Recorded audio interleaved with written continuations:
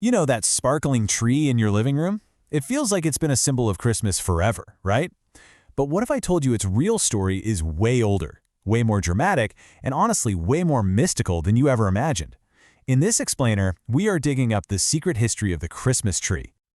I mean, think about it. It's so much a part of the holiday season that we almost never stop to question it. But behind that familiar, festive look, there's a fascinating and seriously ancient past just hiding in plain sight. And here it is. This is the one sentence that changes everything. The whole ritual, bringing a green, living tree inside to celebrate in the middle of a dead winter, that doesn't start with Christianity. No, it starts with something much, much older. So that's our big question for today. And to find the answer, we have to go on a little journey, back thousands of years to a time when winter wasn't just cold, it was a huge spiritual battle between darkness and light. Our story doesn't start in Victorian England or medieval Germany, not even close. We have to go all the way back to ancient Iran, to the longest, darkest night of the entire year, the winter solstice. So this night was called Yalda, and it was incredibly sacred. It was a celebration of that exact moment when, after the deepest, longest darkness, the light is finally reborn.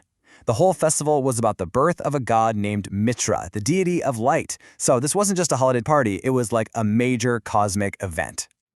And this is where we see the first real flicker of the Christmas tree. To celebrate Mitra's birth, people would honor something called the Cypress of Mer. It was a decorated evergreen, and it was a hugely powerful symbol of endurance. A living sign that even when it's freezing and everything looks dead, life just refuses to die. But okay, why a tree? To really get that, you have to get inside the mindset of ancient people. For them, trees weren't just plants. They were cosmic connectors. They were living, breathing bridges between all the different realms of existence. You know, this quote from our source, Farima Birinci, she just nails it. A tree has its roots deep down in the earth, but its branches are reaching up to the heavens, right? So it was seen as this perfect natural connection between worlds, a channel for spiritual energy and wisdom. It was like a living teacher. And this wasn't just some abstract idea, you know? People lived this. Sacred groves of trees, those were their temples. They would tie offerings to the branches, they'd perform ritual dances in circles around them, and on the longest nights of the year, they'd light these massive bonfires, solstice fires, right at their base, all to help call back the sun. So this was obviously a huge part of spiritual life for so many people, which brings up a really big question. If it was so important, where did it go? Why did this incredibly profound tradition just seem to vanish from history for more than 1,000 years? Well, the answer is a classic story, a huge clash of worldviews. As a new religion, Christianity, started to spread across Europe, it looked at these ancient rituals, these nature-based traditions, and it didn't see harmless folk customs. It saw dangerous pagan competition. Just look at this timeline. It shows this long, slow campaign to basically erase these practices. Starting around the 4th century, the church officially banned them. And then you get these really dramatic moments, like in 723, when St. Boniface famously chops down the sacred Donar oak. That was a huge symbolic act, basically a declaration that the old ways were done. The tradition didn't totally die, but it had to go deep, deep underground, surviving only in these quiet little family customs, especially in German-speaking parts of Europe. So for centuries, the sacred tree was basically dormant.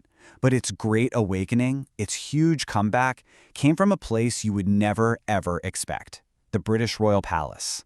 And that's what gave us the tradition we all know today. This right here, this is the moment everything changed. In 1848, a magazine called the Illustrated London News published this picture. It's Queen Victoria, her German husband Prince Albert, and their kids, all gathered around a decorated evergreen tree. And that single image went viral, 19th century style. Everybody wanted to be like the royals, and suddenly, bam, the Christmas tree was back. So the tree we have in our homes today isn't just a Victorian thing. It's kind of like a palimpsest. That's an old manuscript where someone wrote over an older text, but you can still see the faint lines of the original writing underneath. Our modern tree is just like that. It's covered in layers and layers of history. And hey, the tree wasn't alone on its journey. It had an ancient companion, the Yuletide log. See, the log represents the sacred fire, the flame you need to keep the light going through the darkness. The tree, on the other hand, represents life itself. Both of them, the tree and the log, trace right back to those ancient Mithrak rituals of fire and life. One carries the flame, the other carries the promise that life will return. So, let's just break it down. Those evergreen branches, that's the ancient symbol of life that endures. The lights and candles we string all over them, those are the echoes of the giant solstice fires lit for Mithra. The ornaments we hang so carefully, they are the direct descendants of the offerings people once tied to sacred trees. And that star we put on top, that's the returning sun, the rebirth of the light god. So why do we keep doing this? Why does this ritual stick around, even when most of us have forgotten where it came from? Well, it's because it speaks to something really deep inside us. We still have that primal fear of darkness, and we still have that profound longing for the light and for life to return. These rituals survive because the basic human needs they answer, well, they've never really gone away. So I want you to try something. The next time you're decorating your tree, or maybe just walking past one all lit up at night, just pause for a second. Remember, you're not just looking at a holiday decoration. You are taking part in a ritual that has traveled through thousands of years just to reach you. You are witnessing the Cypress of Mer. You are standing in a sacred grove. You are seeing the last embers of an ancient solstice fire. It's a living piece of history, a memory that's literally encoded in branches and light. Because when it comes right down to it, every single time we flip that switch and those little lights come on, we are, without even knowing it, doing exactly what our distant ancestors did on that longest, darkest night of the year. We are joining a chain of humanity that stretches back for millennia, all of us doing the very same thing, welcoming back the light.